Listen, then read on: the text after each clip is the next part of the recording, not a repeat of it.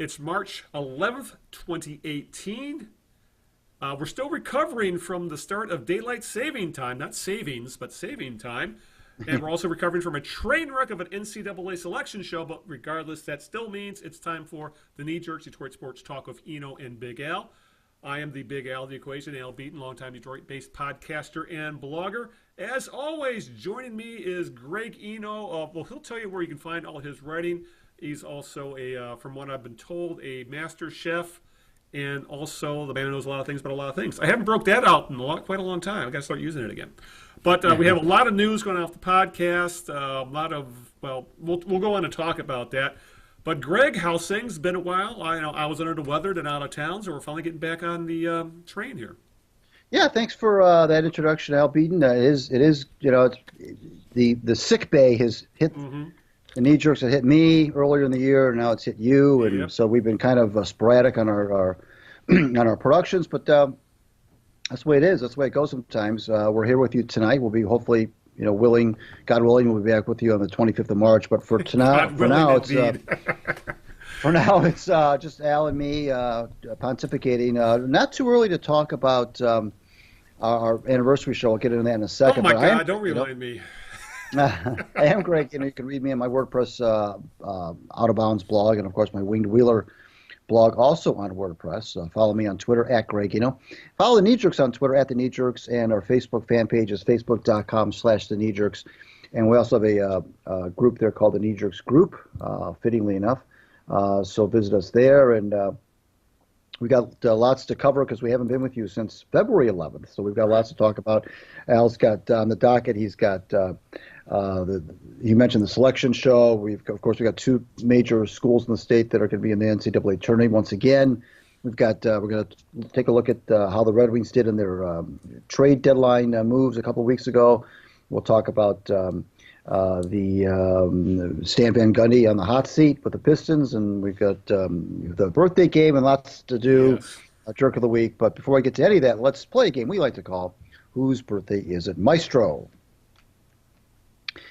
That's where Al will put in the music when we do for the. Wait a second. Hold it. We got to start over. I forgot to hit record. I think. Oh, well, that's important. No, I'm wrong. I did hit record, so forget that. This will just stay in the video. I'll let it out. See, I'm rusty. It's been a month. Yeah, I looked at the wrong button, so we're good. Go ahead. I'm sorry for interrupting. Let's. We're a couple of amateurs here, as your wife keeps reminding you. Yes, well, that's true. Yes. Let's play a game we like to call Whose Birthday Is It, Maestro? This is where the music would come in. Al,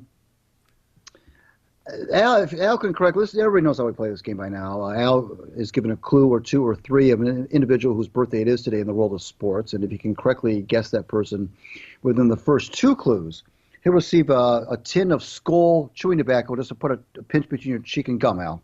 Hey, make it Copenhagen, because I grew up watching my grandfather use it as snuff. He would take a little pinch and right up the nose. Yeah, and right. for years, he would try to get me to do it. And I say, Grandpa, I'll do a lot of things. I won't do that. So Copenhagen it is. Okay, Copenhagen it is. That's fine. This person, Al, made his name in the world of football. He is 66 years old today. He was born in this state in 1952. I will tell you that he was born in Texas. He went to college at a little school called Texas Arlington, which may or may not help you. But I will tell you that he was a Detroit Lion, which will help you. I'm not going to go too much into that part of it, but I will say that he made his name on the offensive side of the football and played with the Lions for 11 seasons. 11 seasons. He's in his 60s, so that means he played 30, 40 years ago, which would put us in the 60s, 70s, 70s. Texas Arlington, 11 years. How about Larry Hand? Good guess. That's a very it was right in that time frame. Okay. But I also said he was on the offensive side of the football. Ah, darn it! That's what I forgot. Dang it. And he was a defensive lineman. That's right. Right. At least I know I'm on the right track. You are on the right track, but that is the right era, of course. Larry Hand was a teammate of this gentleman, so you were definitely on the right track. So we'll hit you with clue 2 in a little bit.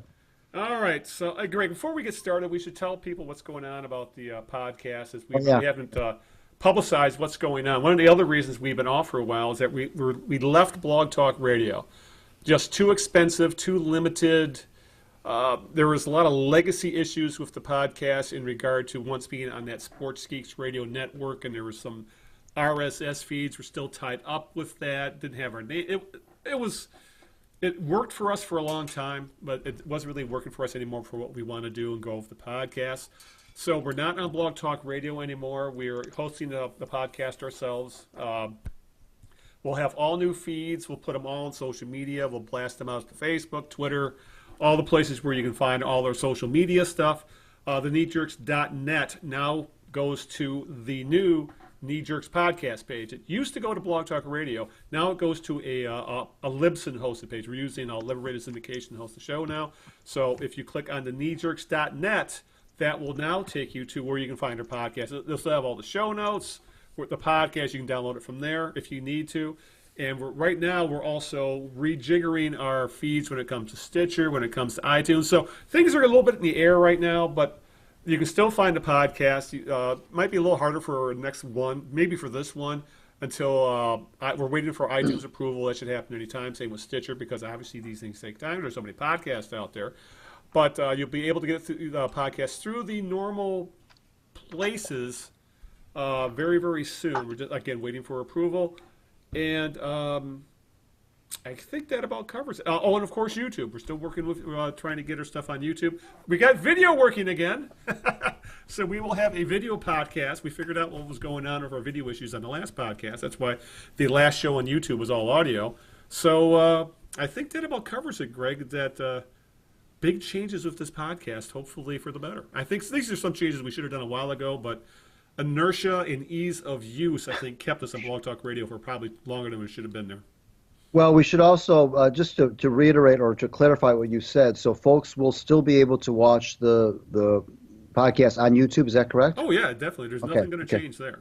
Okay, good. I upload that one manually right to our YouTube page. It has nothing to do with anything else. Okay, so, good enough. So the thing is that they listen to the audio version of the podcast. It's going to take a little jigging around, which means look for them in the show notes, look for them on our Facebook page, Twitter page, blog page, and, of course, use the kneejerks.net to go right to the podcast, and, of course, the kneejerks.us for our blog page. I think that about covers it.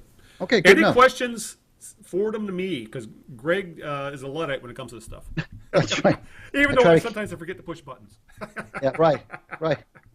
All right, so with that, you ready to start talking some sports and get this knocked out? We got a lot to cover. Yep, let's do it. All right. Okay, as Greg kind of gave us a rundown, we had the the NCAA parents went down about 2 hours ago. Stan Van Gundy is on the hot seat. Red Wings are, I think, finally accepting the fact they may be under rebuilding. And Henrik Zetterberg is not a very happy hockey player right now. And Eric Ebron, the Lions tight end, is on the block. Hopefully we'll get to all that. But, Greg, let's start with, I'll let you choose. You want to talk NCAA? You want to talk Stan Van Gundy? Let's do Stan first. All right. Yeah, there's a lot to cover there. You know, because we have been talking quite a lot about Stan over the last few podcasts and what's going on. Last podcast, when you think about it, the Blake Griffin trade had just gone down. Well, since then, Greg, the Blake Griffin bounce, it stopped bouncing. Ever since about a couple weeks after the trade, the Pistons have cooled off again to the point where Stan Van Gundy had gone all in on making the playoffs. Unfortunately, they are now 5 games back of the 8th seed, I believe, with just 16 games left to play. They're behind Miami right now. They've lost some very winnable games over the past couple weeks. They're still apparently hoping Reggie Jackson might be able to come to the rescue, but time is running out and he's still not on the court, which means essentially, Greg, the playoff hopes are on life support. At this point, for them to make the playoffs, we're talking a miracle. I wouldn't say they have to win out, but they got to play like 800 ball. I don't just see that happening. And also requires Miami to fall off a cliff. So, with all that, Greg, rumors are that SVG will be either fired at the end of the year or be demoted to being just the head coach, losing player personnel power. As everybody knows, he is essentially the de facto GM. Obviously, Jeff Bowers is the GM, but everything he does, he runs through the president, which right now is Stan Van Gundy. When asked about what could happen about these rumors, about what's going to happen with Stan Van Gundy, Pistons owner Tom Gores, who was actually in town for the first time and who knows when, being that he loves the California life, he was very non-committal on Van Gundy's future. As he said, we haven't won enough, but I can tell you this team works really hard, and Stan works really hard. He's been here 4 years, dedicating his whole life. I'm not giving up on Stan. I'm not giving up on this team. But when directly asked about what's going to happen next season, Gores said he would discuss the situation with Van Gundy when the season is over. In other words, he kicked the can down the court a little bit. But it really sounds like, Greg, when there's smoke, there's fire. And there was pretty legitimate basketball writers reporting that SVG was possibly in very deep trouble, that there might be a whole new front office structure next year. Because I'll just say this. If Van Gundy has player personnel powers revoked, he's not going to stay as coach. I bet you he leaves. As he said numerous times when asked about it, he goes, I don't have to work anymore. I spent 20, he goes, he's had quotes saying, I've been in the league 20 years. I am set for life. If I get fired, you'll see me down on my porch in Florida by the lake. Obviously the guy wants to win, but at this point, he's in his late 50s. He says this is his last coaching stop. And I really do think, Greg, if Gores says, I would like you to finish out your contract, but I'm going to find someone else to actually make player personnel decisions, I think Van Gundy's just going to quit. As he says, he doesn't need the money. So even giving up that last year of his contract, I don't think would hurt him. But the other option is Jackson's been hurt. It's taken a long time to integrate Blake Griffin into the offense, and he has been playing really damn well last few weeks. But you would think maybe Gores will give them another year to try and get everything to mesh, considering, do you really make this trade with Blake Griffin and then kick everybody out who has made that decision to begin with? So where do you fall on all this? Well, I agree with you. Stan really said it like you said. I mean, he himself said, like you indicated, that this isn't going to be the be-all, end-all. I don't think he meant that in terms of he doesn't care, but I think he was just trying to almost like a preemptive strike to say, I'll be fine. I think he said something about I'll go back to Florida and don't I'll cry relax. for me, kind of thing. Yeah. Yeah, I mean, and that's the thing. I would hate to see him leave. I really like him as a person. I really do. Yeah, but this is a results-oriented business, and the results just haven't been there, and you have to, you have to take that into consideration. But I think I think Stan was kind of, if you read into those words, it seems to me that he's almost kind of resigning himself to think. Yeah. That he might be coaching his last 16 games here. You pretty much outlined it when you said they need a miracle. I mean, they're 6 games under 500 with 16 to go. They'd have to win even if they won 13-3. Yeah. They would only give them 43 wins, and I don't know if that would even do it. And I don't see anything that indicates they're going to go 13-3. Number one, they can't win on the road. They haven't been able to win on the road really the 2018 portion of the schedule. You can talk about Reggie Jackson all you want, but this is a league where if the Pistons were so reliant on Reggie Jackson, then that's a problem. So I think that I'm in accord with your thinking that if Stan were to be, what's probably going to happen is he's going to be probably offered to stay as coach, but not have the administrative responsibilities. Which, by the way, I don't think it's going to go the other way. I don't think he's going to be offered to remain as an executive and be stripped of the coaching duties. I think it's more likely to be the other way around. I think what will probably end up happening is that idea might be floated to him, and he will then, as we all expect him to do, he will not agree to that, and he'll say, well, I just assume not. If I'm not going to be the executive, I don't want to be anything at all. And that'll probably be the end of the Stan Van Gundy era. Right. Now the question becomes, and nobody's really speculated on this yet, of course, who the next person or people may be. Now, Arn Tellem, who's currently in the front office, might be a career agent before he joined the Pistons. He's got a wealth of NBA experience he's got by virtue of connections, but not running teams. No, not running teams, but I mean he knows a lot of people in the league, and there's thoughts that he may be elevated to president, and they might go in search of another coach. This model, Al, this I'm going to be the coach and the president model, has not really been one that the NBA has extensively pursued. and there aren't too many teams that are doing it. And I think we're seeing why not too many teams are doing it. Now, in L.A., the Clippers, Doc Rivers was essentially his own GM. They stripped him of those duties. He's still the coach. So it's possible that they would go that route, but I don't think Stan would want any part of that. And let's face it, this has been a big failure. I don't know that this team's any better off now than they were 4 years ago when he took over. I really don't. I mean, I think the future of the franchise is arguably worse now than it was when he joined because of the how hamstrung they are with big contracts. Yeah, that's the one thing I have with, okay, say they do get rid of Van Gundy. Is there anybody out there who's better?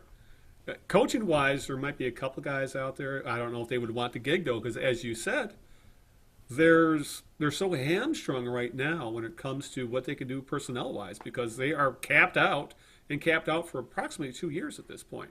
And more so than the Griffin deal, Greg, what has hurt Van Gundy salary-wise are the contracts he gave to guys like John Lure, Langston Galloway, some pretty big, relatively hamstring. They're deals that can hamstring them because these are role player types, kind of much like what Ken Holland did with the Red Wings, that he gave role players, I think, a little too much money or too long a term to quote unquote draw them to Detroit, because I guess he felt that he had to overpay to get any free agents to Detroit, not just league average free agents. Guys who are fourth and fifth options, guys who are like the seventh, eighth, ninth guy on your roster. Those are the guys he kind of overpaid for, and I think he's paying for that now because there's no place to go with this team unless they can unload probably Andre Drummond, because at this point, Greg, I think Drummond's the only guy that has any real value. He's played himself back into an area where you could probably realistically trade him, but if you trade him, well, shit, might as well start thinking about tanking. Yeah, there isn't. There's been that thought that maybe you just tear everything down and try to start over again, which would put them really. When you think about it, they might just have to do that anyway. They might just have to wait for these contracts to kind of the Blake Griffin contract to run its course. What's happened here, Al, is that what's so discouraging is that we're going to see another probably 3 to 5 years of wandering around before this team is really ready to win again. And by that time, we're already 10 years into this. We're already 10 years since the last playoff victory. Right. Not playoff series victory, playoff victory, a game. They haven't won a playoff game in 10 years. Yeah. They may not be back in the playoffs for another couple of years. And now you look before you know it, you're talking 15, 20 years maybe of not really contending for a title, and for a fan base, Al, that I think is already kind of soft. Who knows how many more people are going to be dropping off that as 2004 and 2008 get further and further in the rearview mirror. And those, I think, even some of those fans were already kind of fair weather to begin with, and I don't know. By the time they're ready to win again. They haven't really gotten the bump from the new arena, which doesn't surprise me necessarily. Right. They haven't really gotten that attendance bump that I think they thought they might get. I think they're seeing that the suburbs, the folks who came to see them at the Palace, are not coming down to see them at Little Caesars Arena, which is another thing that I feared.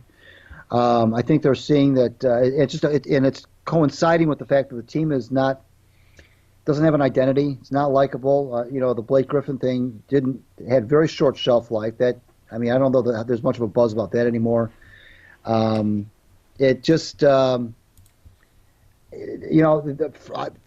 the thing that might put them, that might make the fan base the most excited would be to get rid of Stan and bring somebody else in. Yeah. Bring in a new coach and a new GM type person.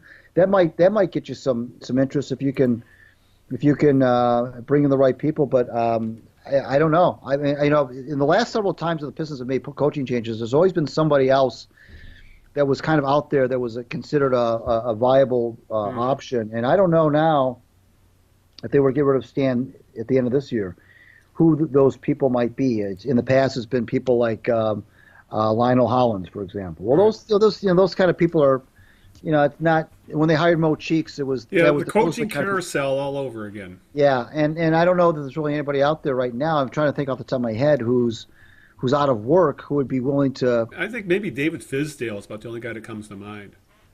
But it's that's why I'm of the mind. If I'm Gores, I just roll the dice with one more year, just because I know Reggie Yeah, Jackson's not an all-star guard, yeah, but they were playing like a playoff team. They were above 500 with Reggie Jackson on the court till he rolled his ankle. And the thing was, this was not like last year where it was a chronic knee injury. This was he landed on a guy's foot and ended up with the worst possible sprain you could get when he rolled the ankle. So if I'm Gores at this point, you've gone all in with this trade, and you've given Van Gundy enough rope to hang himself. At this point, let him finish the job with his fifth year. Make it earn your extension and make this a playoff team with what you've built. And because right now, really, it's looking like if Reggie Jackson's on the court, they have a much. I wouldn't say they are a playoff team, but they're probably in the lower echelon of playoff teams. At least have an opportunity to get there. And that's all Gores has told Van Gundy. I want to make the playoffs. I want to make the playoffs. If Gores seems to me to be the type where if that's the be-all, end-all to him, let the dice roll one more year when you have a completely healthy team. You've had an entire offseason to put Blake Griffin into the offense. And, maybe another year of Andre Drummond maturing and roll the dice. Because, as you said, no one else jumps off the page as would be a huge upgrade to help turn this franchise around. Well, but Al, the problem with that theory is that that's predicated on you're going to keep Stan on as coach. I don't think this team can afford another year of him as an executive. The coaching thing is one thing. I mean, the coaching thing that's even, frankly, got me a little bit annoyed because it seems like every night Stan complains about nobody playing defense or not doing this or not doing that. It's on me. It's on me. I didn't have the team ready to play. I didn't do this. I did a bad job at that. And I admire his candor, like you said earlier. He's a media darling. I mean, he's a beat writer's dream. There's no question about that. But I don't know that the Pistons can afford another season of him with his crazy with his moves that I just don't think have any sort of. I don't know where he's going. I don't know what he's trying to do. I don't know what he's trying to accomplish. He started and stopped this thing. I don't know what he's trying to do. I really don't. I mean, when he first got here, you and I talked about this. Well, he's going to probably try to construct a roster that he had in Orlando and he's had in Miami, where you have a big man and you have perimeter guys, and you had Dwight Howard in Orlando, we had Shaq in Miami, and now he's got Drummond in Detroit. And I know you and I have talked about this. Right. So, well, he's probably going to construct a roster that's more in tune to. And you and I gave him that first year and said, well, he's purging the old, getting rid of the old. And we were really high on him after they made the playoffs in the second year. Yeah, right. And we thought they played really hard against Cleveland, even though they got swept. And we thought, okay, here we go now. And he brought in guys like Tobias Harris and Marcus Morris, and we said, okay, well, he's trying to get some perimeter guys, and then he doesn't seem to have the patience. I don't know if it's a lack of patience. Well, or is it Tom Gores? I don't know. Yeah, I don't know what it is. That's the other thing that factors into this is that if these moves are predicated on Gores putting pressure on him, then I think it's up to Gores to either fess up or just say, okay, we're going to let it go one more year. Well, the one more year argument, I see it. I see it from a coaching standpoint. I see it from the sense, like you said, Jackson wasn't healthy. Now, the problem with that, though, is that Reggie now, I mean, whether it's fair or not, when guys get labeled as being injury prone, it's not necessarily fair. I understand that. Because like you said, he landed funny on a guy's foot or whatever it was, and he rolled his ankle. He probably would have been better off breaking it, frankly, because if you break an ankle, those can get repaired almost quicker. Right. And I understand that, but he still has been significant. He's missed significant portions of 2 seasons in a row now. Yeah. And whether that's fair or not, whether you want to say, well, the guy's snake bit or he's got bad luck, it doesn't really matter. The bottom line is he's not been reliable for the last 2 years in terms of being able to stay healthy. But I can see where you're going when you say, look, they were 19 and 14 with him at the helm. He did lead them to the playoffs 2 years ago. They're a much better. I believe they're a much better team when he's on the floor. I don't think that anybody's going to quibble with that. Right. So I can see that argument. I can see that, let's give this thing one more. He's got one more year anyway on his contract. He was given 5 years to begin with. This is year 4. So you may as well. You're probably not going to win much next year anyway. So you may as well just see what happens and see if he can coax some improvement and Jackson stays healthy and Griffin blends in and But I'm more scared of Stan the executive than I am Stan the coach. But what's done is done. I mean, you can't undo what he's done. The moves wise, which have been very short sighted. You look at a guy like Danny Ainge in Boston, who always seems to be thinking 2-3 moves ahead. He makes very shrewd moves with the idea of how this is going to impact my bottom line, along with he values draft picks, which I don't think Stan really does. There's been very little player development, although Luke Kennard is, I think, coming along fairly nicely. But then again, over the last 2 weeks, he's barely played. But that's the thing. You can make an argument that that's another argument that's been thrown in Van Gundy's face is his drafting, in that he passed up Booker for Stanley Johnson and passed up Mitchell for Luke Kennard. And both of those guys are averaging, I think Mitchell's probably going to be the Rookie of the Year this year because he was drafted directly after Kennard. And Booker's another guy averaging in the high teens and would be a great fit as a wing on this team. So that's the other, and let alone how he's handled Henry Ellenson, who has never, ever played, and he has the skill set that could really help this team, but he can't get off the damn bench. And at this point, maybe just because Van Gundy's so desperate to keep his job that he's not doing it, but I'd be running those kids out there. The season's over. Run those guys out there and see what the hell they can do. But it's not going to happen because Van Gundy is not going to do that until they're officially eliminated mathematically, which could happen, so that won't happen until last week or so. But yeah, this is so. But in the end, I guess you're saying, Greg, they're screwed. Well, they're not going to make the play. They're not going to make the playoffs. No, forget the playoffs. Mathematically alive. I am saying that. I'm saying that they're up against it right now. The future of the franchise, the near future, to me, unless they can start to develop some players, and if Jackson can be healthy next year and somehow if the big three of Jackson and Drummond and Griffin can somehow coexist, and you've got if Stanley Johnson can continue to if he can get better, they got rid of Kentavious Caldwell-Pope, which was a big mistake. That was a mistake. He's gone on. So many players, Al, have gone on from the Pistons to better things. That's the other thing. Yeah. So many of them have, and it just doesn't look like there's a lot to get excited about. They're not going to, like I said, they've gone 10 years without winning a playoff game and without getting a top 3 draft choice. Right. That's almost impossible. That's no man's land. That's limbo. That's purgatory. 10 years. Yeah. 10 years. Well, with that, well, that was a depressing topic. Why did we start with that? But it'll make for an interesting offseason, especially if it plays out how you think, and that Pistons, Van Gundy says, I keep both jobs or I leave. And I don't see why he would stay if he did lose the other job. So at the very least, that might be something to be interested in. And as you said, might perk up the fan base a little bit. But right now I was just looking at the salaries. Pistons are paying $60 million to Drummond, Blake Griffin, and Reggie Jackson. And that's only going up over the next few years to the point where I think Griffin's making almost $30 million already this year. It's nuts. So, all right, I just talked ourselves into a very depressing point. So let's get out of that and let's talk about the birthday game. What's that question 2? Well, question two, clue two, this person now, as I said, made his name in the world of football. He played for the Lions for 11 years.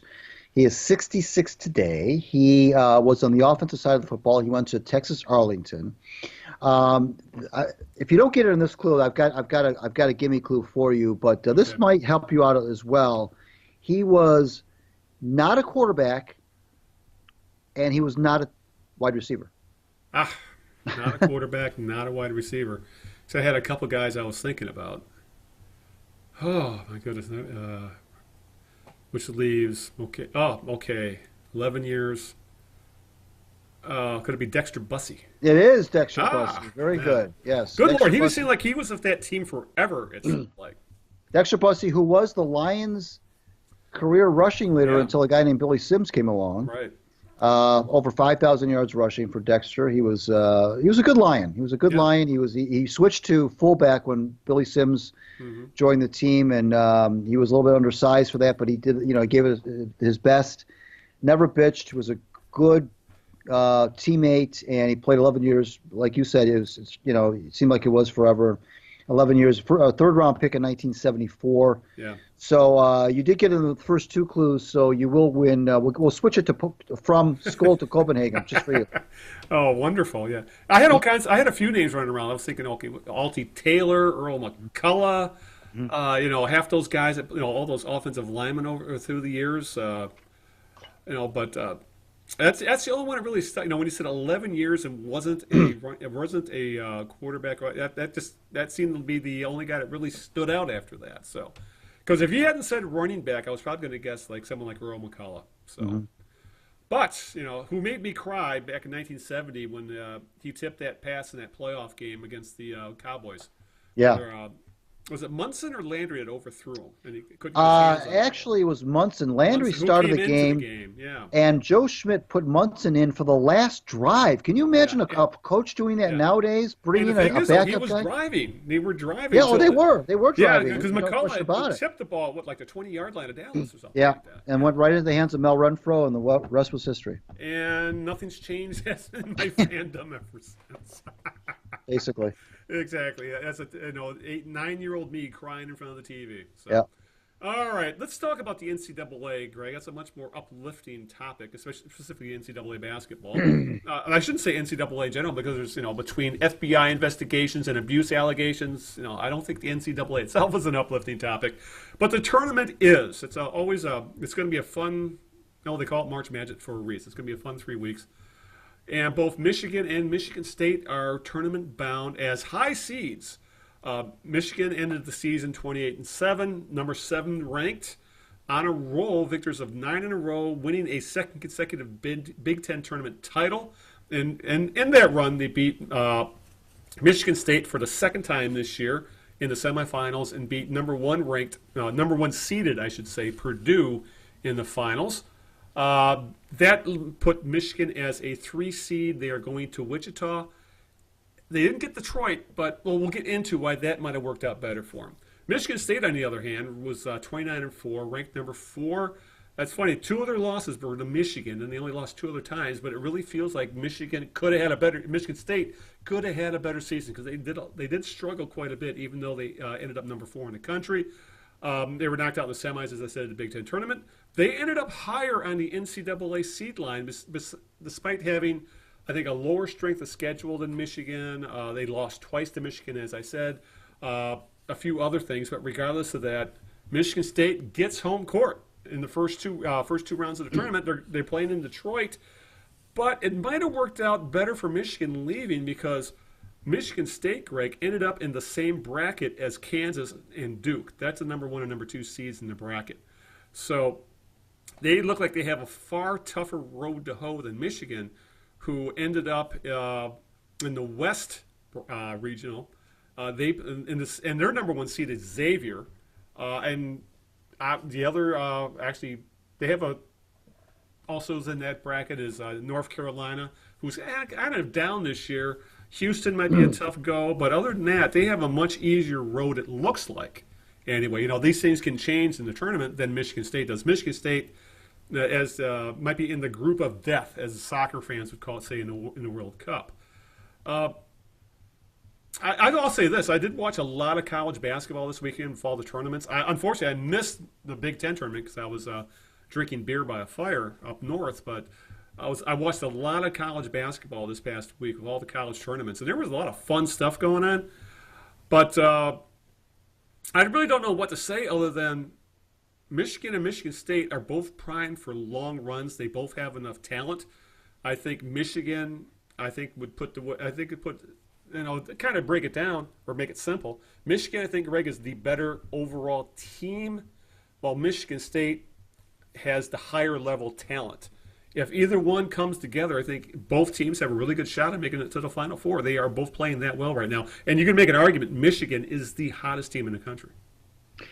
You know, the thing I like about Michigan, and I'm really I very much agree with what you just said about Michigan State maybe having the most overall talent, but Michigan being a better team, and not just because Michigan beat them twice this year. I look at the roster of the Wolverines, and I really like and you don't see this too often anymore in terms of college basketball.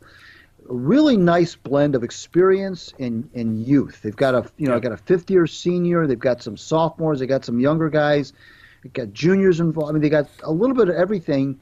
And I had a piece on John Beeline over the weekend, and I said I think that this is the most, in my mind, the most complete Michigan team. Now I'm sure I'll get some pushback on that from Michigan fans, but this might be the most complete team that Beeline has gone into the tournament with, in combination with as hot as you indicated, as hot as they are. A combination of being hot and also having a really complete roster. If certain things obviously the whole thing's a crapshoot. I mean, it really is. Yeah, I mean, there are a lot of teams, Al, that are feeling really good about themselves right now, and I understand that. And you got to get some bounces along the way. That's what makes this thing so great. I mean, there's just so many things that can happen, between here and April 2nd in San Antonio. But speaking strictly of Michigan, the way they played. The thing I also liked, Al, too, about them is the way that they won the Big Ten tournament, as you know, last year. Right. They didn't have a whole lot of incentive to win it again this year, in the sense that they certainly didn't need to win it to get a bid. I mean, they were going to go. They were already locked in. But the year before, they were a bubble team for quite a while. You're right. Right, but this year they weren't, and so now I'm not saying that we're going to go to New York and lay an egg necessarily.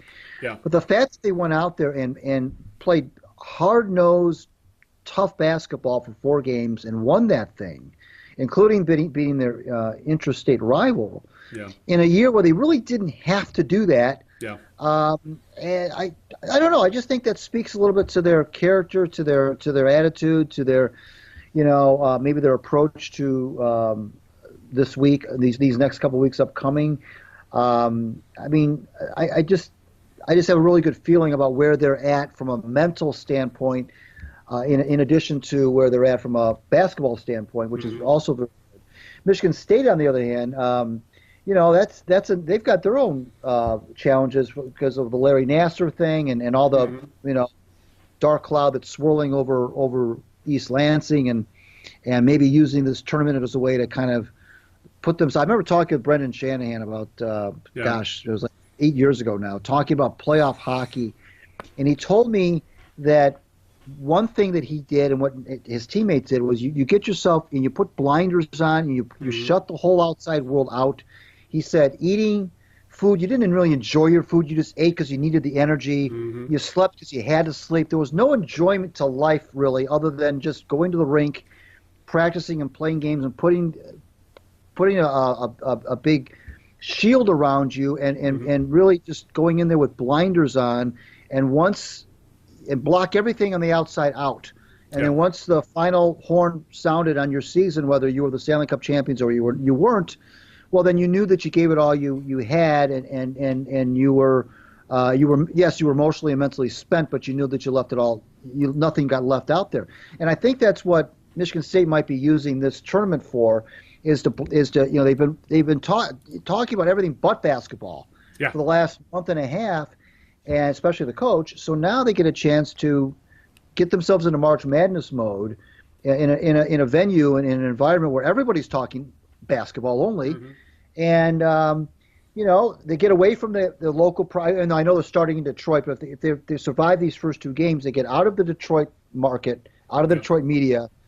They go to another part of the country that isn't going to be as locked in on the Larry Nassar thing. They can think about basketball more. And so I think they're going to use the tournament as almost a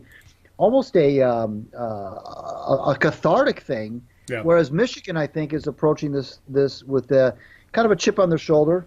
And, they felt like they've got some unfinished business. They came, they went to the finals in 2013. And Beeline's 65. He's not 66 now. He's not getting any younger. 65. Mm-hmm. So, he, even though he's signed through 2021, who knows how many years he'll have a team as good as this. Yeah. And as hot as this heading into the tournament. Yeah, especially, I don't think anybody expected Michigan, again, to be this good, especially considering they lost DJ Wilson to the NBA. He left a couple years early. Was an early entrant last year. Yet, I think the other difference with Beeline is that he's evolved. He's all of a sudden got a team that plays defense. And his teams were never known for playing defense. It was, we're going to outscore you. We're going to hit the three ball, and we're going to outscore him. Three balls and backdoor cuts, things like that. Now he's got Mo Wagner playing defense, for Christ's sake. And that's the other thing I think that's since we're pretty much focusing on the two state teams, is that the shoe seems to be on the other foot, because for years wasn't Tom Izzo's mantra about we're the toughest team on the court. It really looks like Michigan is now. All of a sudden now it's Michigan State seems to be the team that if things start to go south, they start to fall apart. Michigan, on the other hand, if the shots aren't falling for them or bounces aren't going that way, they got that lockdown defense, which is top 10 in the country, to fall back on, and that can keep you in games. And that's exactly what happened in both those losses to Michigan, and that when things started going against Michigan State, game over. Because I don't know if it's Izzo or this collection of players he has. Even though they've only lost 4 games this year, they just don't give you the same feeling of confidence that, say, like the Mo Pete, the team that won the national title, Mo Pete and Mateen Cleaves type teams did, or the Draymond Green teams did. Those teams had a different vibe about them that had that gave me a feeling that they could make a long run. Now with this team, even though they have some elite talent, they got 2 lottery picks on that team. Right. Yet I'm not confident that team can make a run. As you said, I'm far more confident that Michigan is going to make a run, and I think a lot of it comes down to one, what we said about the team, and also I'm of the belief I think if you give Beeline time, he can out-coach anybody in the country. He can out-scheme you if it comes down to it. Yeah, Beeline is. I wrote this piece on him, and I didn't know this until I did some research. He has won Conference Coach of the Year, Al, 5 times for 5 different schools in 5 different conferences. Yeah. He's taken 4 different teams to the NCAA tourney, which only 9 other men in basketball history have done that. He just flies under the radar. He doesn't might be the best coach out there that no one pays attention to. Right. He won the NIT with West Virginia. He's had success wherever he's gone. From the moment he started coaching, almost. And remember, he started at high school. He was. I guess he's never been an assistant. He's always been a head He's always coach. been a head. That's another thing about him. You're right. That's another interesting fact. He's only been a head coach, which is unusual. Right. He's the guy just wins, and his first year here was bad, but after that, ever since then. And you mentioned the defense, and I think the thing about Wagner, though, Al, it's interesting, is that he is as a very emotional, demonstrative guy. It's hard. It's sometimes that's to a fault. Yeah. John Beeline said, he committed. I think he committed 15 fouls in the 4 games in the tournament. Yeah. And Beeline called a few of those fouls dumb. He just flat out said they were dumb. And so they got to keep him on the court. Yeah. He's kind of a Rasheed Wallace kind of a guy. He sometimes lets his emotions get the best of him, but he's a good kid. He tries real hard. He's not out there to. I mean, he's not a brat. He's just a very intense guy, and you like that. You don't want to you don't want to suppress that, but you have to play smart as well. And what you said though about the defense, I couldn't agree with you more. I mean, Beeline is for whatever reason, this year's squad is really buying into the whole defense thing, and the top 10 designation you just said speaks for itself. Yeah, yeah. And I think a lot of that defensive success falls on their point guard, Xavier Simpson, who was I can't remember a Michigan guard who trash talked yet and he's had his struggles offensively, but the guy's a lockdown defender, and just watching him on the court, not backing down from anybody, even Michigan State's lottery picks or some other teams they've played, I think it's rubbed off on some of the upperclassmen. And as you said, have made guys like Mo Wagner, who is probably borderline first-round draft pick right now if he left after this year. It's rubbed off on him. And as you said, he's become even more emotional. And I don't think I've seen a more demonstrative Michigan player in my life. And I guess that's the difference. What I think when it really comes down to, Greg, between the two teams? Michigan looks like they're having fun. Michigan State looks like they're hoping that they're hoping for the best, expecting the worst, even though they're still a winning team. That's just how they come off on the court. Yeah, and maybe that's a reflection of the coaches, because Izzo is a screamer, whiner type guy. Yeah. And all the other stuff that's going on with that school on top of it all. Right. That's not helping. I think what you're saying is you think that Michigan State might be tighter wound than Michigan, and that's probably true. But that's why I really like I said, Michigan didn't need to win that tournament. They really didn't. Right. No. But they went out and they played. They just kept it rolling. And the thing that I feel about these, it's the same thing in the NBA when the Pistons won the title in 2004, especially. Yeah. When you mentioned Simpson, when you've got a guy or guys that play like that defensively, especially in a one and done scenario like you have here, where you just have to lock in for 6 or 7 games. You can ride that. That gets contagious, and you can ride. It spreads. Yes. And your teammates want to go out there and play just as hard on defense as you are. And nobody ever wins these things by hanging their hat on their offense. Yeah. Usually, if they're going to hang their hat on anything that's going to get them through, it's going to be suffocating defense. Yep. That's what's going to do it, and that's the kind of basketball that can produce upsets. That's the kind of basketball that can frustrate teams that are maybe more talented. That's the kind of basketball that can win you a couple of games that maybe a team that played lesser defense would not win. And when you're in a situation where you're just trying to win 6 or 7 games in a very focused, concentrated environment, you can ride defense through the tournament, and all of a sudden you're leaving teams in your wake who nobody ever hangs their hat on. I'm gonna win it. We're gonna outscore everybody for 7. Yeah. You have to play some semblance of defense, and if you get on a roll defensively, and start to hold teams to upper 30% in shooting, and they're struggling to get 60, 70 points. That builds every round, and I think that's where Michigan could find themselves if they get themselves into a Final Four situation. Yeah, yeah. The only thing that came to mind is just, we're not going to beat you. We're going to outscore you. It just brought back memories of those Loyola Marymount teams of the mid '90s who would score 140, 150 points a game. So as soon as they crossed half court, they would shoot. Right. And they knocked Michigan out of the tournament one year. Yes. That was the year Hank Gathers died. Bo Kimball was shooting with the opposite hand. But we're not going to see anything like that anymore. But or even last year, I think, where Michigan won a game like 90-91 in the second round. I forgot who it was they beat. But yeah, I think that's going to be a little different this year. I'll just say this to kind of close out this conversation. I'm so looking forward to Thursday and Friday because those are 2 of the best sports days of the year. You can just flip around and watch basketball from noon to 1 a.m. and see some, many years, see some absolutely insane, crazy, tight, well-played basketball. And, as much as I enjoy the NBA, they just cannot beat the raw emotion that comes with the NCAA tournament, and that really makes it must-see TV. Anything can happen. Yes. Usually there's something crazy that happens in those first couple of days. Oh, I remember a couple of years ago, Michigan State getting knocked out by Middle Tennessee State as a 2 Yeah, seed. right. It happens.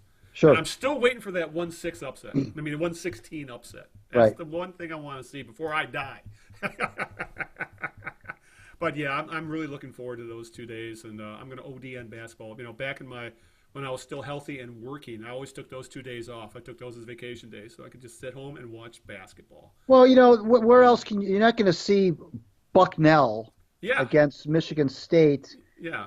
in football. Yeah, where exactly. it means something. Yeah, Where exactly. it means something. Yeah. College basketball is just by its nature is a sport where a little tiny school that has 5,000 students can go up against a school that's got 25,000 students or 30,000 students, Yeah. and make a game of it. I mean, because just the nature of the game of basketball, it's not predicated on strength and size and speed like football is, Right. and all the schemes and how fast you run the 40 and stuff. The basketball is a very, still for the most part a playground game, and if you can have but you're right, we haven't seen the 16 beat the 1 yet. There's We've been a had couple some close calls, but it has not happened. You're close right. call. We've seen some 15s beat 2s, like you indicated. But even if they don't pull off the upset, Al, it's always fun to see these Yeah. upper seeds kind of sweat it out. And, even if they have to sweat out a victory over a lower seed, those are fun to watch, too. Yeah. Yeah, I don't normally, even the conference tournament week, it's always a lot of fun. I don't normally watch, Pac-12 hoops. I'm laying in bed last night watching the end of, was it USC Arizona? It was entertaining basketball. And I guess that's all you really. And the one thing to add is that it just takes one player. As you Right. said, it takes just one player, even on a small school, who can get hot or be that talented and can carry a team to the tournament, like the Danny Manning team. They called that Kansas team Danny the Miracles. Essentially, that's what it was. It was Danny Manning and 4 guys, and Right. he carried them all the way to a title. And that's what makes the NCAA tournament just so intriguing to watch. And as you said, you never know. Bucknell could rise up and knock off Michigan State. It's happened before, Sure. Or for that, and be fair, Michigan's taking on Montana. You just don't know. So, all right, with us looking forward to the NCAA's, let's look forward to a team that has not been. Well, we're not looking forward to watching that much, and that would be the Detroit Red Wings. Last time we talked, Greg, the trade deadline was coming up. There were about a week. It was about a week before the deadline. Well, trade deadline went down, and there was a big trade, but it wasn't the player we thought who was going to get traded. No, he ended up staying. And that would, of course, be defenseman Mike Green. Due to a neck injury, at least that's what the Wings are saying, there were very few, if any, offers for the free agent to be. So he is with the team till the end of the year. And God forbid if the Wings re-sign him. They don't need a 30-year-old offensive defenseman on this team at this point. But that's here nor there. We'll talk about that in the offseason. The big move, Greg, which was surprising, was Thomas Tatar. He got sent to the Vegas Golden Knights for 3 draft picks. Actually, it turned out to be a pretty decent haul. Tatar got the Wings a 2018 first-round pick in the upcoming draft, a second-rounder in 2019, and a third-rounder in 2021. That's also, let's not forget, they also traded, which we talked about on the last podcast, of when they shipped their goalie. How come I'm forgetting the goalie's name all of a sudden? The one that got traded, Mrazek, thank you. For some reason, I wanted to say, for this, I don't even want to go there. Yeah, let alone it's possible they're getting a third rounder in this coming draft for Mrazek. So, that's not a bad haul for a guy in Tatar. I think, Greg, for the most part, never lived up to the expectations, even though I think those expectations might have been a little bit overblown. Because so many people, as I'm sure you remember, thought that Nyquist and Tatar were going to be the next Zetterberg and Datsuk, as Datsuk and Zetterberg were like the replacements for Yzerman and Fedorov and Shanahan, so to speak. They were supposed to be the next generation. Well, it turned out they ended up being complementary pieces who could give you 20 goals a year. which isn't bad on a team that needs offense, but I think that's a pretty good haul for essentially a role player who could probably play on your first line if he has a really good center with him, but he's probably more like a second line guy. So I was happy they made that trade. I'm just disappointed they weren't unable to get rid of Green, even though he didn't play like for 2 weeks up to the trade deadline. So I tend to believe the Wings when they said the injury concerns just said no. The teams just said no, we'll just go in other directions. So after all this is done, this trade deadline, Greg, the Wings now have 11 picks in the upcoming draft, 8 of those in the first 4 rounds. So if Ken Howland's still around to hold that draft, he has a chance to hit some home runs because he's actually got some fodder now to either make some picks or move around in the draft by trading some picks. But in the end, what's your thoughts on the Tatar deal? Well, I thought, as much of a critic as I've been of Kenny's, as you know, I thought that getting 3 draft picks for him, including the first rounder, the first round was the big one. Really a good job. I mean, and they shed some payroll. About $5.5 million a year for the next 2 years. Right, and I was pleased with that move. I really was. Mrazek, the market for goalies, I thought they did okay in that trade because the market for goalies really is not. It's kind of soft. There weren't a lot of goalies that ended up moving around at the deadline. There's not a lot of teams, Al, that are looking for goalies, really. I mean, the teams are looking for scoring. That's what they're looking for in the playoffs. They're not looking for goaltending. There are very few teams that feel like if only we had better goaltending, we could make a run in the playoffs. Teams are generally concerned they're not going to score enough goals in the playoffs. That's what's going to happen. So they're always looking for. That's why guys like Thomas Vanek always get traded around this time of the year. Yeah. Okay, he's a one-dimensional player, fine, but those are the kind of players that sometimes at this time of the year, you don't want everybody playing, trying to be a Selke Award winner. You need to score goals. And I think the reason Mrazek got traded out was because Philadelphia got an injury to their just at the right time for the Red Wings, just at the right time. So they had to make a move, and Mrazek is if I'm Philadelphia, I can't kill the Flyers on that. I mean, why not? I mean, Mrazek's had some success. So yeah, what's that? He's won games for them. If he wins one more game, the Wings are guaranteed that 3rd-round pick. Well, even before, now he's won those games, but before you knew he was going to win those games, making that trade, that wasn't a bad trade for Philadelphia. I mean, they had a need. They rolled the dice. Red Wings were willing to part with him. Obviously, they left him exposed in the expansion draft. So he obviously was something that somebody was not going to be probably the Red Wings' plans for whatever reason. Mm-hmm. He's a streaky guy. He's a streaky. That's the bad thing about him is he's a streaky goaltender. He's obviously gotten hot with the Flyers. I think he won his first 5 decisions, maybe, or something like that. Yeah, he's played decently. Yeah, played pretty well. Yeah, so I mean, but you're not. It's hard to unload Al. It's hard to unload a goalie this time of the year. That's usually not what happens. Usually you're trading. You're trying to get forwards who can score. The Vaneks of the world. You mentioned Green.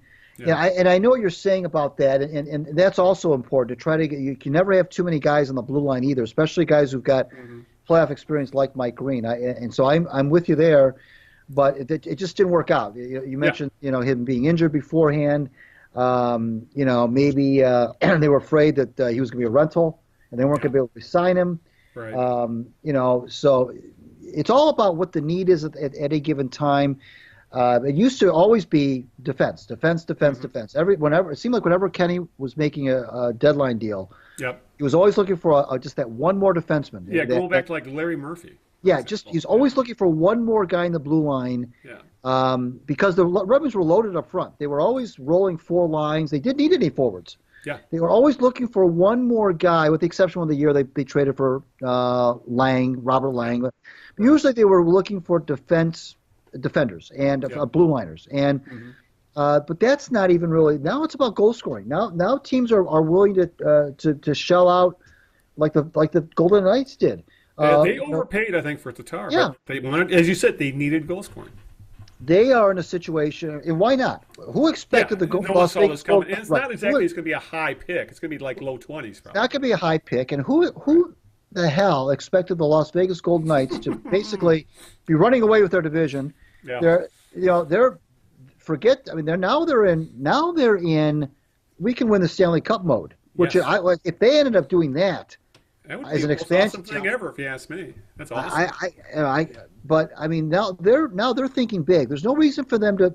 I love this move for the Golden Knights Yeah. because they're saying, look, okay, yeah, we've had some unexpected success as an expansion team. That's true, but we're not done.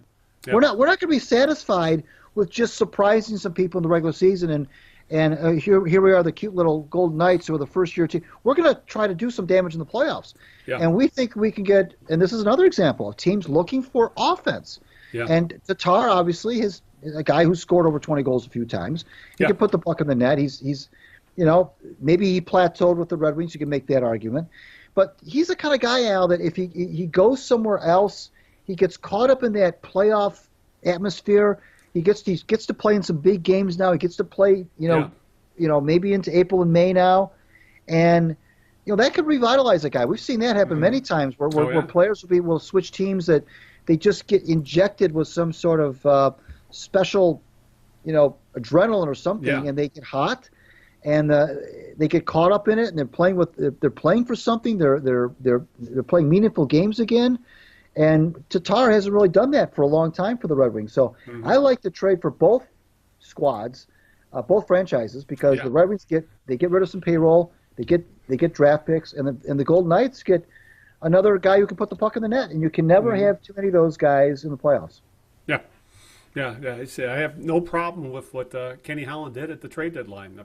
Decent haul for, for players. I don't think it pretty much had played themselves out of being the future, because the future is essentially at this point whatever they have in Grand Rapids plus Mantha, Larkin, and Athanasiou, maybe Bertuzzi. But after that, we'll see what happens. But that kind of has to bring us to what a pissed-off Henrik Zetterberg.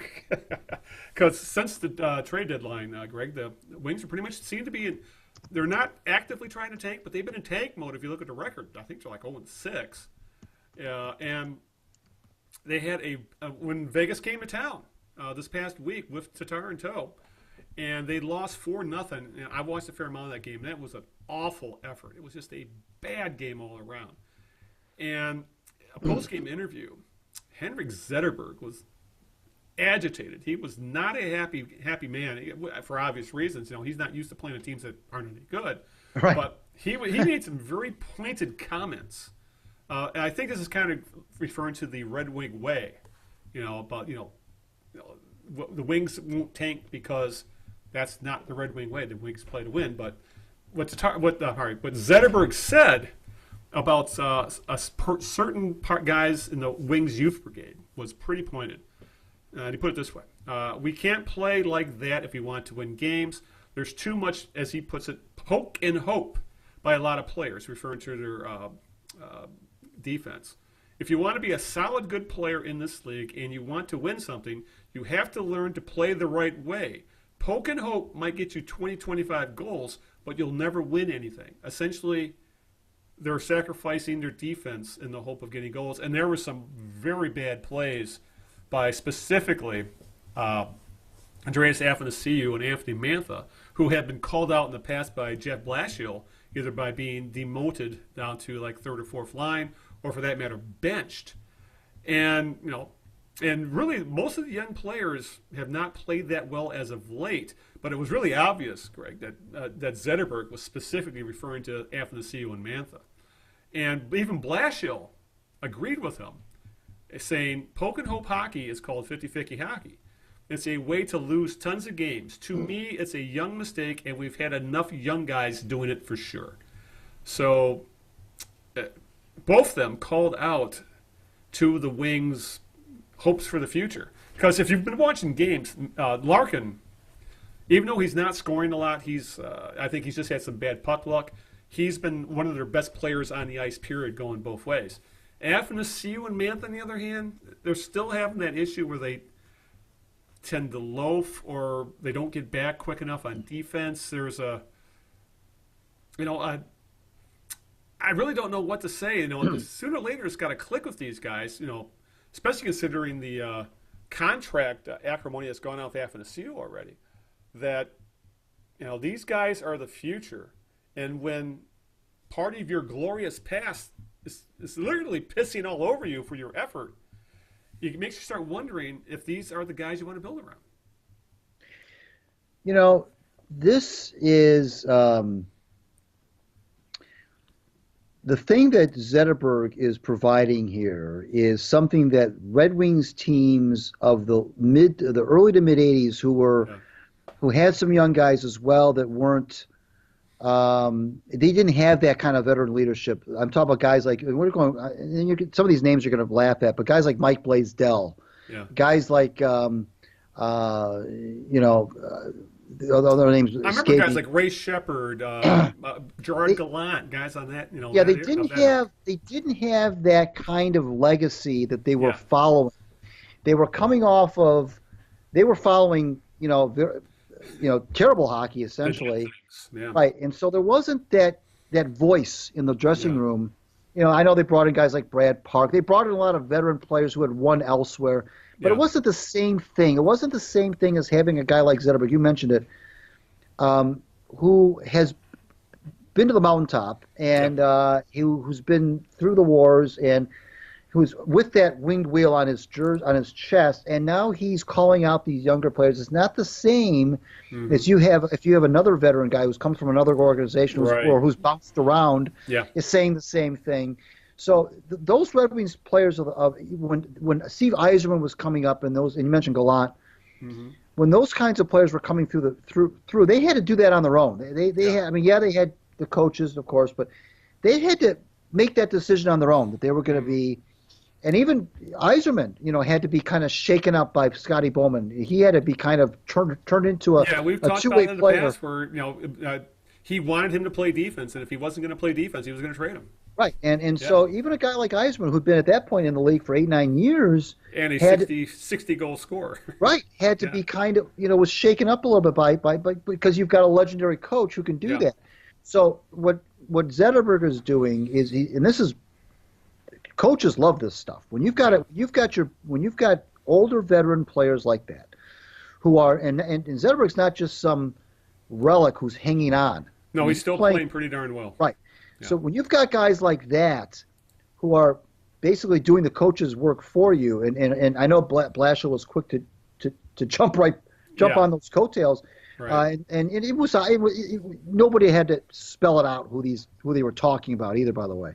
Yeah. And he knew that. Zetterberg knew that he didn't have to do that, and Blashill knew that he doesn't have to do that either. Everybody knows what he's talking about. So the coaches love that stuff. They love it when your best players, especially your captain, is basically going to do your bidding for you. And finally, it came to be that because you hit the nail on the head. That was a miserable. Yeah, they were booed off the ice. Yeah, that's right. They were booed off the ice. Even when they were bad, they didn't boo them very often. Yeah, it was and they should boo them. I mean, that was just game. Yeah, it was bad. Yeah, and it was. But you make a great point in that it's maybe this is Zetterberg's way. He doesn't have much time left. The odds are he might retire after this year. I believe he's got 1 year left on his contract, and he's gone within the next couple of years. I don't see him re-signing any. This will be it for him when he decides it's time or when his contract runs out. And hopefully, this is his way of paying it forward, I guess. And he hasn't. The other thing too, Al, is when this kind of stuff comes from guys who aren't normally known for doing that. Yeah. I can't remember the last time a Red Wings captain threw a guy under the bus. Even you didn't have to. Yeah, you didn't have to. Because there was no reason to. First of all, they were filled with veteran players. Yeah. Secondly, they were winning all the time, and even when they were having trouble getting out of the first round, and so forth. It wasn't about that. It was just about that they just weren't good enough. Yeah. But now it was never an effort thing. It was never about effort. Now, this is the first time I can remember a Red Wings captain. So. To me, that makes it even more. Now, of course, we don't know what goes on behind the scenes. We don't know how many times he said this to these guys in private. But to me, it makes this even more powerful when it's coming from somebody, who's not known for doing this because, frankly, he hasn't had to do this. Right. Dick Lidstrom never had to do it. Eisman never had to do it. Right. I mean, I know Eisman had his moments in private with he'd get in front of the team and give some inspirational talks, but it was never about effort. It was always about just trying to, get the team focused and get them ready to play. It was never about, you're not doing this and you're not doing that. And so this thing from Zetterberg, which is going to be it's going to be kind of lost in the shuffle because the team isn't very good, and that ultimately it's not really going to matter. I don't think necessarily, but it's still, to me, it's a significant thing because it just is something we haven't seen here. Yeah, it's just seeing that interview and watching him, in Zetterberg's way, you could. It was I won't say refreshing, but it was, at the very least, I think he realized that it can't always come from the coach. It's got to come from within the room, and peer pressure. Even though they're not exactly peers, Zetterberg's a Hall of Fame player, and when he's talking about the youth, but when it's coming from a guy in the locker room with the reputation that Zetterberg has as a world-class player who has won everything there is to win in hockey. I believe he's the Triple Crown winner with the Olympic gold, World Championship gold, and Stanley Cup. When it's coming from him, you gotta think maybe I am doing something wrong here, because players can tune out a coach, they can't tune out their teammates. Right. And I think that might have happened a little bit with Flasho, because he's constantly called these guys out to the point where I wouldn't be surprised if they say, "Oh, here we go again." But when it's coming from Henrik Zetterberg, that's a whole different can of worms, so to speak. But at the very least, I'm glad to see Zetterberg stepping up, and because he's taking a lot of responsibility. He's always the guy to go to interviews, after games, and he's taking responsibility for what's going on in this team. And this is the first time this year where he's kind of said, "No, it's not just me. There's other things going on here, and these guys need to realize it." Because, as Blashill said, if this team doesn't give 100% of the time, they aren't going to win games. They just don't have the talent. And he said that to Blashill's credit. Now you can critique him, of course, as much as you want as well. But if you go back to training camp, when they first reported to training camp, I remember this. Last September, when they first got to Traverse City, he said, "Look, exactly what you just said." He said, "If we don't have we're not good enough to go out there, and we have to make our minds up right now. Are we going to, are we all in here, or are we not all in, basically? And we don't play if we don't give it 110% every night. We're not, like you said, it's what we're not good enough. We're not good enough to do that." And so many nights that has been the case, but which can be, though, traced back to him. I mean, and you said that, you can tune out a coach. That's true. Whether or not this outburst, if you want to call it that, from Zetterberg works to Blashill's advantage or not, I don't know. The thing is, Al, is that we don't know if Kenny Holland is going to be. That's the thing. We don't know if Kenny Holland's going to be here. Yeah. If he's not going to be here, that makes Blashill's job even more on the hot seat, because if you bring in a new manager, then he may not be as likely to keep the coach.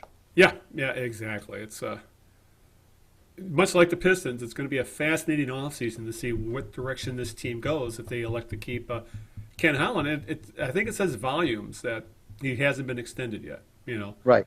And the only other thing I can think of is he's not being fired. They're finally going to force him upstairs, like with Jimmy Javelano, which you could argue maybe should have been done 10 years ago, but that's neither here nor there. But it's going to be a fascinating offseason, and honestly, I can't wait for this season to end, because I've seen a lot. I think I've seen more bad hockey this season than I've seen in the last several seasons combined. Even though the last couple of years haven't been very good and they missed the playoffs last year, this year there has not been a lot of very good hockey, and I don't think I've seen hockey this bad from this team. Like I said, we'd have to go back to the early 80s when they're this consistently this bad, this bad in ice, lacking this much talent and lacking in effort as well. So. Yep. Oh, that was depressing. Good Lord. Anyway, all right. Let's start hitting the home stretch here, Greg. We haven't talked much of Lions lately because really there hasn't been much to talk about. As of late, there was the NFL Combine, which I can't believe some people find fascinating. As a guy who played football in school, I don't find anything more boring than watching guys run wind sprints and and doing burpees and catching the ball and I did a lot of that stuff when I was playing. It sucks. So I don't know why people find it so fascinating. But to the NFL Network's credit, they broadcast it and people seem to eat it up. I don't know why they do, but regardless of that, that's pretty much what's been going on in the last couple of weeks as they had the NFL Combine. A lot of personnel evaluations going on. NFL free agency is going to be coming up here, I think, in the next week or so. So I mean, there's been a lot of talk about what teams are going to do because they're going to start laying the groundwork for, I believe, I think tomorrow actually, they can start the approved tampering phase of the season where they can actually talk to guys before their contract, before free agency actually hits. But that leads to the rumors going around at the trade deadline that tight end Eric Ebron might be on a trading block, or at the very least, the Lions were listening to offers. And this is not just scuttlebutt, so to speak, but this is coming from some of the big-time talking heads of the world, respected NFL pundits, so to speak, and they're all saying that there's interest in Ebron, and the Lions are at least doing their due diligence and listening. The thing is, though, Ebron is coming off probably the best 8 games of his career. It was really the best stretch of football he's played as a Lion at the end of last season, where he really became a weapon for the most part. The drops seemed to be down. He was targeted quite a bit by Matthew Stafford, made a lot of big catches, and he was starting to play like the player Martin Mayhew thought he was going to be when he was drafted 4 years ago. The other things that factor into this is Ebron his contract's already been picked up for next year. It was picked up, I think, last year for that matter. He's, I believe, making $8.5 million. It's the last year of his deal. He's in the walk year of his contract, which gives more credence to he may be due to a huge season because he smells a big contract. But that leaves the question, okay, say the Lions do to say, well, maybe we're going to move on from him. We could use a little bit of extra cap room. We still don't think he's going to live up to whatever. We've discussed Ebron numerous times. But say they do decide to get rid of him, what the hell are they going to do then? That's what gets me. All they have on the roster right now is, I believe, was it Roberts, who they picked up in the draft last year, who I think was benched at the last game of the year for missing a meeting or being late to a meeting. And I think there's talk they're going to bring back Darren Fells, who was essentially a blocking tight end first and a receiving tight end second. But they don't have a talented tight end on a roster, at least one that has Ebron's talent. So, and you got fans saying, well, let's go get Jimmy Graham. This is the guy that that Ebron was always compared to, say, if he plays, he's going to be the next Jimmy Graham. Let's get him. He's a free agent now. Thing is, Ebron's 24 years old, hasn't yet hit his prime and coming off the best year of his career. Jimmy Graham, Greg, is 8 years older. His numbers have been trending down for 2 years now, and he had more drops than Ebron did last year. So that's when we start talking about personnel moves of teams and fans get things fixated in their head, they see a big name. They see a big name go to free agency or get their contract bought out or get waived, and they say, let's bring him to the Lions without looking at 1, age, 2, usage, and 3, performance. And right now, Eric Ebron's a far better player than Jimmy Graham. So, I could understand that the Lions are at least investigating trading him, but that then means they got to look for a replacement, either free agency or the draft, and I don't think they're going to find a better player than Eric Ebron is right now if they do that. So put me on the don't trade Eric Ebron train. I say let him play out the contract. He could have a huge year because he's in the walk year of his deal. I have a feeling he could have a really big year. Well, not to mention, Al, that what is wrong with this team is not Eric Ebron. Yeah, exactly. That's one every team needs a scapegoat, and he shouldn't really be it right now. Well, that's one of the positions. If you were to put all the positions on a dry erase board and say, okay, where are we at with this? The tight end position to me, is one you don't have to worry about. You don't have to worry about it. I mean, Yeah. I get as frustrated as anyone does with Eric Ebron on occasion with his drops. I feel the pain of everybody who has seen Ebron flat out drop, and sometimes in some cases touchdown passes. I mean, I understand that. It stinks. It's those drop passes are drive killers. They're the momentum changers, the whole 9 yards. I understand, but if you look at the whole body of work of what he's done and what as far as I'm concerned, no reason to think he can't continue to do it, if not better. Right. At least as good, if not better. I don't know why. I just don't know why you would go that route. I know that he was rumored to be going to be traded at the trade deadline last year. That didn't happen. I don't know. There's so many other needs that need to be addressed with this team right now that I don't know why you would even venture. I mean, I know a lot of times it's not just about football. It's about business. It's about money. It's about. I get it, but from a pure football sense, I don't know. I just think there are other fish to fry right now. I really do. I mean, if he was just a complete head case, if he was a second coming of Titus, who's that? Titus Young. Titus Young. I could see it, but he's as far as I'm concerned, he's a good kid. He's got his head screwed on straight. He might be a little bit, for some people's liking around here, he might be a little, ADD. But really, I mean, he's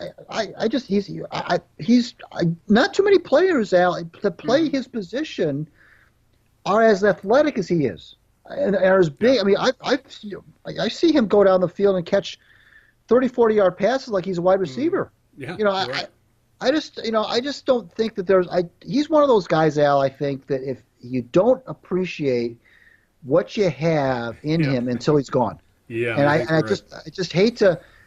I know he drops passes. But does he really drop any more than anybody else? I mean, I'd have to look at the analytics I was just on saying, that. Jimmy Graham dropped more last year. Those are the numbers. So I think once you get a reputation, it precedes you, and people, you can catch 10 in a row. Yeah. And you drop one, then they say, "Oh, there he goes. He drops another one again." Well, yeah. I'm not sure how fair that is. Yeah, it's not. It really isn't. And it's Ebron's been playing some really good football. He had a really good year last year, and he was probably numbers-wise a top 10 tight end. The problem is with Ebron, the Lions fans are never going to forget him for not being Aaron Donald or Odell Beckham Jr. I think that's what it really comes down to, being those two were picked directly after him. But it's not Ebron's fault that Martin Mayhew overrated him. Thought too much of him. So. He did not come from a football factory. North Carolina is not a football. Yeah. They're not a football factory, and he can't control obviously where he was drafted. He didn't. That's not his fault. Right. But again, fair or not, you're drafted at that level. You're expected to produce at a certain level. But he came in, Al. He wasn't like he was brought in to catch 70 passes. Yeah. I mean, the Lions had even at the time he was drafted, had plenty of options for Matthew Stafford to throw to. So he wasn't brought in with the thinking he was going to be the next Charlie Sanders. And I know that's where he was drafted. Yeah. Would indicate that, but from where he was on the whole schematic of their offense, he wasn't brought in to be, a Pro Bowl tight end per se. I know that's going to make people mad because they're going to say, well, gee, you drafted a guy 10th overall. He darn well better be a Pro Bowler. Well, it depends on who's drafting you and how they value that position and how they choose to involve that position in the offense and how many touches you're going to get.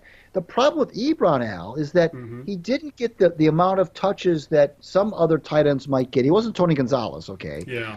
But the problem he had was that early on, he did indeed drop passes, and that's not going to deny that. So that soured people on him early, and then he's got this kind of kind of a borderline carefree attitude that rubs people the wrong way here in this town. Yeah. And they want their athletes to be super intense, and they want them to, every time they drop a pass. It can be very annoying at times, the Detroit fan base, how they think their players should act. You're right. They want them to run off the field after dropping a pass and kick over the Gatorade. Right. They want them to kick over the Gatorade table, and if they don't see that kind of emotion, then they get annoyed. And he's been a lightning rod. Frankly, he probably wouldn't have minded being traded just because of getting a fresh start. But I think he's got a pretty good deal here too. I know the fans can get on his case, but he's got a franchise quarterback he's playing with. He's playing with a bunch of really good receivers. They get a running back in here. That could be a really explosive offense. He doesn't block. We understand that. He's not there to block. Yeah, it's not his job. So, okay. And factor in, he's got essentially a clean slate because he's got a new coach. Yeah. Yeah. Right.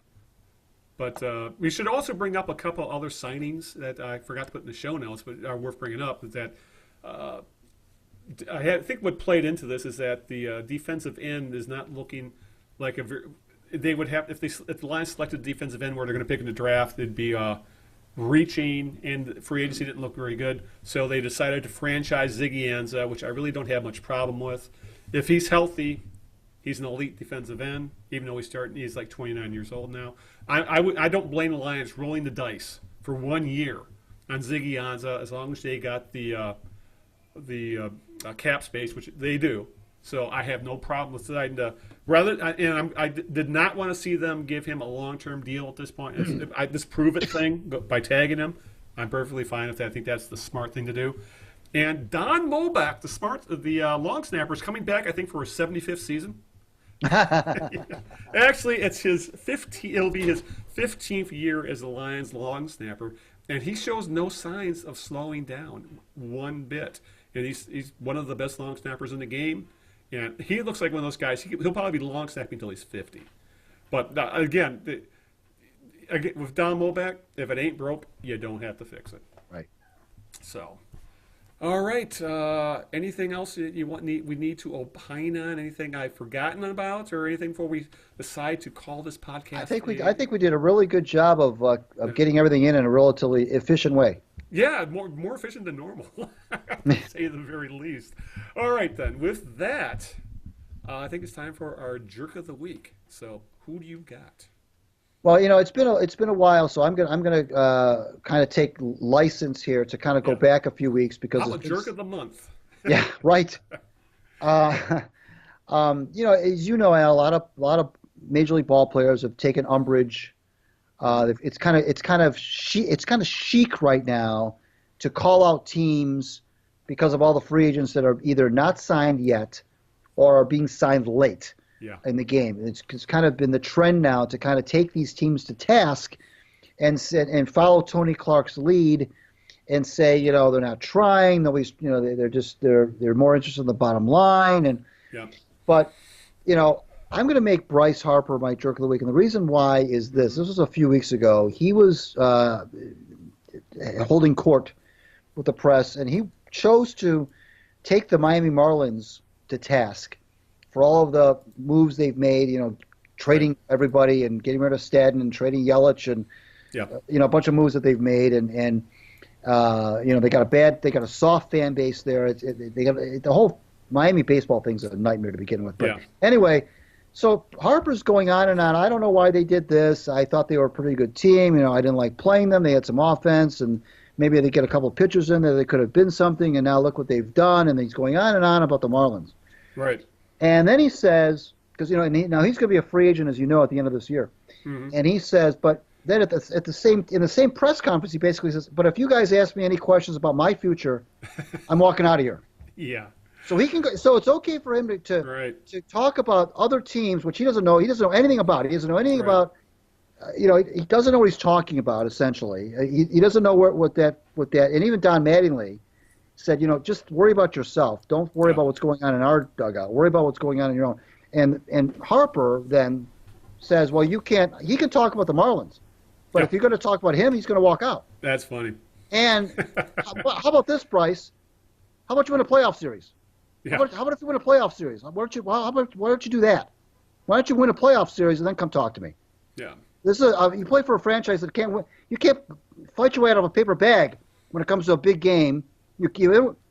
Franchise doesn't want a big game in its life. In its life, has not won a big game. Never shows up for the big game. Never ever comes through in the clutch. And not because of you necessarily personally, but we got to be fair. He plays for a franchise, Al, that has never won a big game in its history, ever. Never won a playoff series. They can never win the big game. So why don't you worry about that instead of what's going on with the Miami Marlins? So my jerk of the week of the month is Bryce Harper. Yeah, that's an interesting thing where he can opine and everything else, but let's not talk about me, even though he could be. He is a guy who's going to break the bank. You know, he could be one of those he's going to, without question, be the highest paid baseball player in baseball history. No question. Until Mike Trout is free agent. Oh, yeah. But yeah. No, and just to kind of piggyback on it a little bit, it's just interesting how things have changed in baseball. That I don't know if you heard of Jake Arrieta finally signed a contract today. No, with who? Phillies. Okay. That doesn't surprise me. But he's a 32-year-old player. That doesn't surprise me. Who has won a Cy Young and was considered an ace, yet he only got a 3-year deal, which I found very interesting.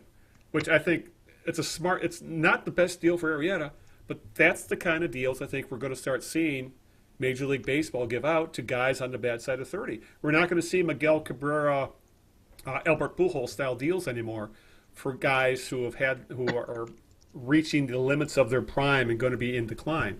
And I think this is the start of it. We're going to see these guys get 2 and 3 years. He's got like a 2-year opt-out, and he's making $25 million a year or something like that. But that makes a hell of a lot more sense than giving him a 5-year deal or a 6-year deal for $25 million a year. So that's what we're going to start seeing. But you make a good call with Harper. There's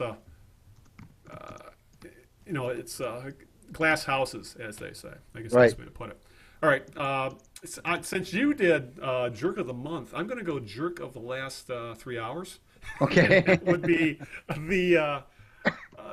this year, the NCAA, for years, I should say, the NCAA tournament brackets were always released on CBS, an over-the-air station that everybody could get. If you had cable or not, as long as you had an antenna or whatever, you could get CBS. Well, since Time Warner was part of the latest NCAA package, because now the tournament's on TNT and TBS and True, and for all I know, it's probably on Hallmark and Pop and Major League Baseball Network, for all I know. But since they threw so much money at the tournament, the selection show is now on cable. This year it went to TBS. And for the tournament selection show has always had its issues. But because usually they stretch it out too long, we got to talk for 15 minutes. Then we do a bracket, talk, do a bracket, talk, do a bracket. They stretch out to 2 hours. Well, they did a really weird thing this year. On TBS, they had a live audience for one. I felt so bad for the guy wearing the Notre Dame paraphernalia when they didn't make the tournament. But regardless of that, they had a live audience, which was senseless. And rather than do the bracket thing, they just announced the 68 teams in alphabetical order who were in the tournament, which all of a sudden, there went a lot of suspense when it came to who's the bubble team, what bracket, when they would go bracket by bracket by bracket, and so they did that, list all the teams first. Let alone TBS right out the bat, audio was out of sync. Which, you having a TV background, that's like a big no-no when it comes to, especially something as big as this was. And then, of course, doing analysis is Charles Barkley, for one. What the hell does he know about college basketball? He's an NBA guy. Between that, the live audience, the way they released the brackets, I was so praying that someone online would have a leaked bracket like they were a couple years ago, where everybody knew the bracket the first 15 minutes in. No, so my jerk of the week, Greg, is the NCAA, TBS, Time Warner, CBS. Everybody involved into what was really a fiasco of something that's really, really simple, and they overthought it and tried to make it into more than it really was because the fans just want the goddamn brackets. Then you can talk all the hell you want. I'll leave it on there if I have to for 2 hours. Just give me the brackets in the first half hour. and then talk all you want. None of a 2-hour show, live audience, bad audio. Charles Barkley, who I think is a pretty cool guy, but he doesn't know shit about college basketball, and the fact of the way they did the brackets. That's my jerk of the week. Again, big money screwing up something simple.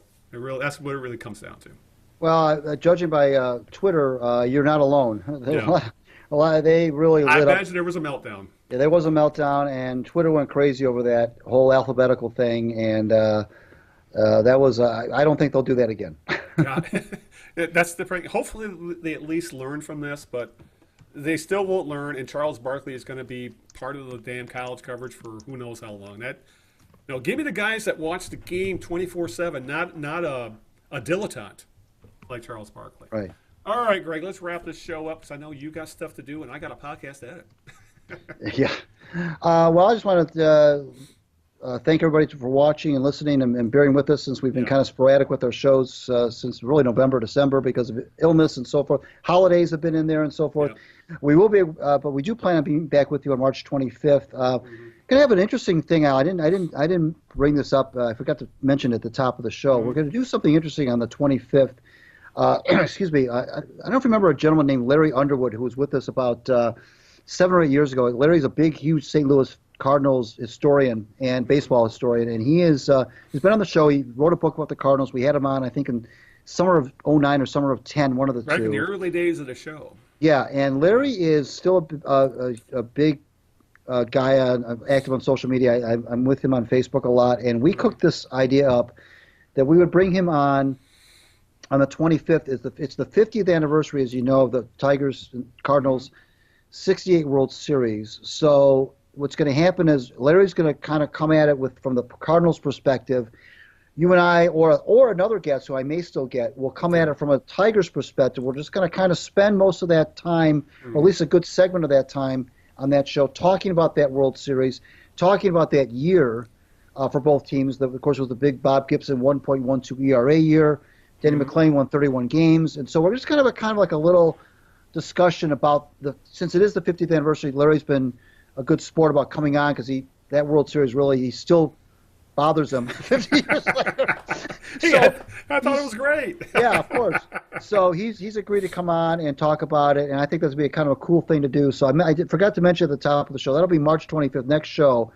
Larry Underwood will talk about the 68 World Series. And by the way, watch my columns on Out of Bounds. I've been kind of writing about certain players. I've already done McAuliffe. I've done Northrup. Every so often I'll do a piece on one of the players from that team, 68 Tigers. So that's that. Anniversary show is going to be, by the way, Sunday, May 20th. Circle your calendars. Upload on Monday, May 21st is our 9th anniversary show. So stay tuned for that. I want to thank my lovely wife Sharon for putting up with this nonsense, and you, Big Al, for making Sunday night so gosh darn fun. Yeah, I appreciate your time, Greg, and because I know you got a lot more going on than I do right now, so I really do appreciate you making the time to do the podcast. Again, I'd like to thank the listeners for putting up with our technical difficulties and how the changes we're making to the podcast. Some forced, some not, but we're making changes. So bear with us because I think we're going to hit a stretch here where things are going to smooth out. We're going to be able to do this podcast every 2 weeks without too many hiccups, hopefully. Fingers crossed.